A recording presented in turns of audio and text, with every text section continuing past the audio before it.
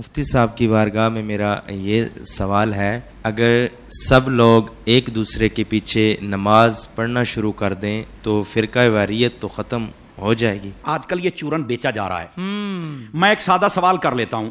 پہلی بات، کیا قرآن و حدیث میں کہیں پر یہ موجود ہے حکم کہ اگر سب ایک دوسرے کے پیچھے نمازیں پڑھ لیں تو یہ ختم ہو جائے گا کام؟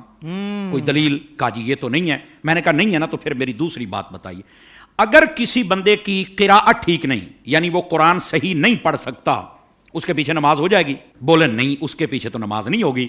تو میں ایک سادہ بات کہنے لگا ہوں، سارا سمجھ آ جانا چاہیے۔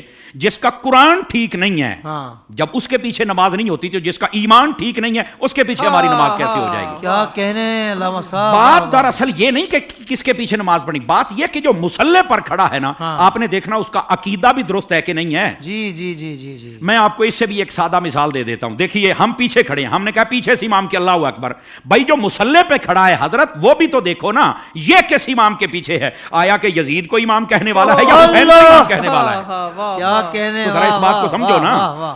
حالانکہ جب حضرت امام حسین کو ہم امام کہتے ہیں تو ہم بیچ میں صحابہ کرام علیہم رضوان کا لحاظ بھی رکھتے ہیں، یہ یاد رکھ لیجئے۔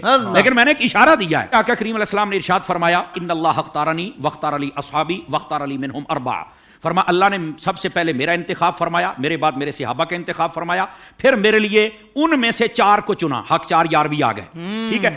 پھر اس کے بعد فرمایا، اس کے مختلف پہلو آگے ہیں، مختلف الالفاظ والطرق والسند، یہ روایت ہے، لیکن ایک روایت یہ بھی ہے، فرمایا ان قریب ایک قوم آئے گی، ینتقصونہم ویسبون اصحابی، جو میرے صحابہ کرام میں سے نقص نکالے گی، عیب نکالے گی اور گالیاں دے گی۔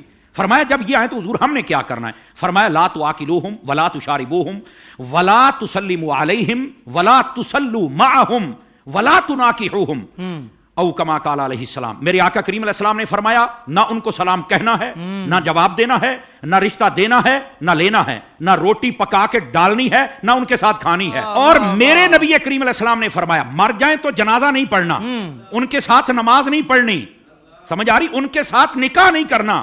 تو میں نے کہا یہ ہمیں چورن مت بیچو، ہم نے حضور کی حدیث پڑھی ہوئی ہے۔ اگر کوئی چاہتا ہے کہ ہمارے سامنے کھڑا ہو کر ہمارا امام بنے، امام بننے سے پہلے بندہ بن کے مجھے یہ بھی بتائے تیرا نبی کے بارے میں کیا عقیدہ ہے، تیرا صحابہ کے بارے میں کیا عقیدہ ہے، تیرا افضلیت صدیق اکبر بکار بارے میں کیا عقیدہ ہے، تو کل صحابہ کو جنتی مانتا ہے یا نہیں مانتا، تو نبی پاک کی اہل بیت کے بارے میں کیا کہتا ہے، یہ سارے عقیدے مجھے بتا دے، میں تیرے پیچھے کھڑا ہو کے نماز پڑھ لوں گا۔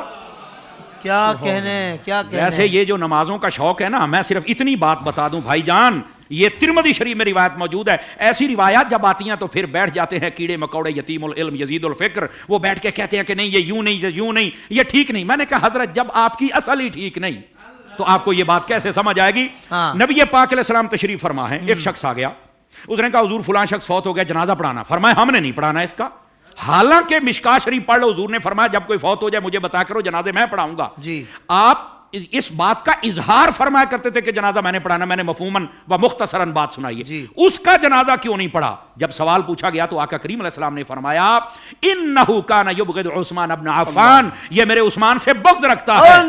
جب حضرت عثمان کے بغضی کا جنازہ نہیں پڑھنا تو بتاؤ پھر ابو بکر کے بغضی کا جنازہ ہم کیسے پڑھ لیں؟ بتائیے کیسے ہم ان کے پیچھے نمازیں پڑھ لیں اور ان کے آگے کھڑے ہو کر ان کے جنازے پڑھائیں اور ان کے ساتھ ہم پیار کی پینگیں چڑھائیں اور ہم ان کو جفیاں ڈالیں؟ بھائی ان سب کو سمجھنا چاہیے، یہ ڈائریکشن ہے سیدھی سیدھی سڑک، یہ شفاعت نگر کی ہے، اس سڑک پر آ جائیں جس کا نام راستہ اہل سنت ہے، ہم تمہارے پیچھے کھڑے ہو کر نمازیں پڑھنے کے لیے تیار ہیں۔ تو جب عقیدہ ہی واضح نہیں ہے تو آڈی پنجابی کہندے نے ویکھ کے زہر تو کوئی نہیں پیندا۔ حضور شاہ صاحب ہماری پنجابی ویکھ کے زہر تو کوئی نہیں پیندا، تو پھر ہم تو نہیں پی سکتے۔ ویسے اگر کسی کو زیادہ شوق ہو نا، بس نہیں وہ قرآن پڑھتے ہیں تو چھوڑو جی چھوڑو، داڑھی بھی ہے تو چھوڑو جی چھوڑو، مصلی پہ ہے، تو میں نے کہا آبا صاحب اللہ کی تفسیر اٹھا کے دیکھ لے، یہ تیرا شوق بھی پورا ہو جائے گا۔ حضرت حافظ صاحب ہوا یہ کہ حضرت فاروق اعظم کا زمانہ اقدس سے ایک قریب محلے میں امام آ گیا، اس کو نماز کے لیے ہر نماز کے اندر جب وہ قرات کرتا ہے تو آبا صاحب تولا پڑھتا ہے۔ لوگوں نے کہا بھی اور قرآن نہیں آتا؟ کہتا آتا ہے۔ تو یہ کیوں پڑھتا ہے؟ کہتا مزہ آتا ہے۔ اچھا، انہوں نے کہا ذرا حضرت فاروق اعظم کی خدمت میں لے کے چلے۔ حضرت فاروق اعظم کو بتا، آپ نے طلب فرما لیا، واقعہ لمبا ہے، آپ نے طلب فرما لیا۔ آپ نے جب طلب فرمایا تو آپ نے کہا کیوں پڑھتا ہے؟ کہتا ہے مجھے نا اصل میں مزہ آتا ہے، اس لیے کہ اس میں معاذ اللہ اس کی سوچ دیکھو، پڑھ سب کچھ رہ گئے لیکن سوچ دیکھو اس کی۔ اس نے کہا جی بات یہ ہے کہ اللہ نے اپنے حبیب کو یہاں جھڑکی پلائی ہے تو مجھے بڑا مزہ آتا ہے اس میں استغفر اللہ استغفر اللہ. یہ خارجیانہ سوچ تھی. سمجھ آ رہی ہے میری بات کی؟ یہ توہین کی سوچ تھی. یہ کامل و اکمل لوگوں کا یہ شیوہ ہی نہیں ہوتا. اور ایسی جو ہمارے سامنے مثالیں ہوتی ہیں نا وہ ہمیں سمجھنے کے لیے مثالیں ہوتی ہیں. اور پھر ایسے لوگوں کا حشر کیا وہ بھی سننا ذرا. ٹھیک ہے, حضرت فاروق اعظم نے اچھا تجھے مزہ آتا ہے؟ کہا بالکل. آپ نے تلوار منگائی اور 2 ٹکڑے کر دیے اس کے.